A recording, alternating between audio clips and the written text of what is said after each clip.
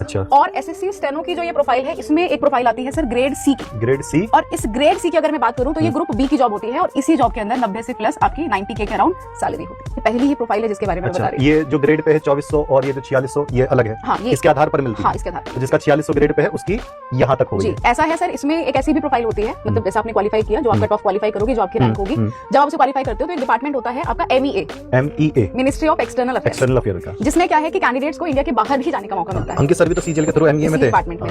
तो इसमें क्या होता है कि बच्चे को बाहर जाने का मौका मिलता है इसी में सेम। हाँ, इसी प्रोफाइल में ग्रेड सी में बच्चा बाहर विदेश में बाहर जाएगा। और सर वहां जाने के बाद में इंडिया की तरफ से आपको सारे पर्क्स मिलते हैं। आपको वहां रहने का खर्चा, खाने पीने का जितना भी, और वो ऑलमोस्ट डबल हो जाता है यहाँ की सैलरी से। तो ये 1 लाख से भी क्रॉस कर जाता है अगर आप उस लेवल पर अलाउंस वगैरह मिलता है। बहुत अलाउंस मिलता है। तो एक बात बता दूं बच्चों को, बच्चे ये सैलरी मान लोगे भाई, सैलरी नहीं होती, ये ग्रेड पे होता है, यानी कि इस ग्रेड पर हम कितना पे करेंगे। तो जो 46 तो 8वां वेतन आयोग जो लगता है मेरे ख्याल से 1 लाख के आसपास ये गया होगा। तो ये 12वीं पास है ये जी। 12th पास करने के बाद आप एलिजिबल होते हो। 18 साल आपकी उम्र होनी 18 साल उम्र होनी चाहिए। तो मैम एक क्वेश्चन है बच्चों का कि एक तो उम्र हमारे थी 18 साल हो गई क्लियर, ठीक है। तो इसमें सिर्फ लड़के जा सकते हैं, लड़कियां जा सकती हैं? कोई भी जा सकता है, दोनों जा सकते हैं, लड़के भी जा सकते हैं, लड़कियां भी जा सकती हैं। अच्छा, इसमें हिंदी इंग्लिश का कुछ ऐसा रोल है? इसमें इंग्लिश होती है, हिंदी नहीं होती है। हिंदी नहीं होती। हाँ, इसमें 100 मार्क्स की इंग्लिश आती है, 50 मार्क्स में GA आता है, GS जो होता है, और 50 मार्क्स में रीजनिंग आती है। मैथ्स नहीं आती है इसमें, मैथ का कोई रोल नहीं है। अच्छा, तो जब आप पेपर 1 क्वालिफाई कर लेते हो, CBT 1 जो होता है बेसिकली, जिसमें तीनों सब्जेक्ट्स हैं। अच्छा। इसके बाद आपका स्किल टेस्ट होता है जिसमें स्टेनोग्राफी होती है। स्टेनोग्राफी होती है। जिसमें स्टेनोग्राफी क्या होती है मैं आपको एक बार बता देती हूँ। स्टेनोग्राफी में क्या होता है कि जो टेस्ट होता है उसमें एक डिक्टेशन होती है सर, ठीक है। वो 5 मिनट की डिक्टेशन हुई, वो एक स्पीड से रहेगी कि अगर आप इसके लिए अप्लाई कर रहे हो तो 80 की स्पीड, इसके लिए अप्लाई करो तो 100, ठीक है। और शॉर्ट हैंड में लिखने के बाद में फिर हम उसे इंस्क्राइब करते हैं, वो उसमें टाइप करके, वो हमें टाइप करके देना होता है। अब उसमें कुछ गलतियां माफ होती हैं, 5% कह रहा हूं, 8% कह रहा हूं।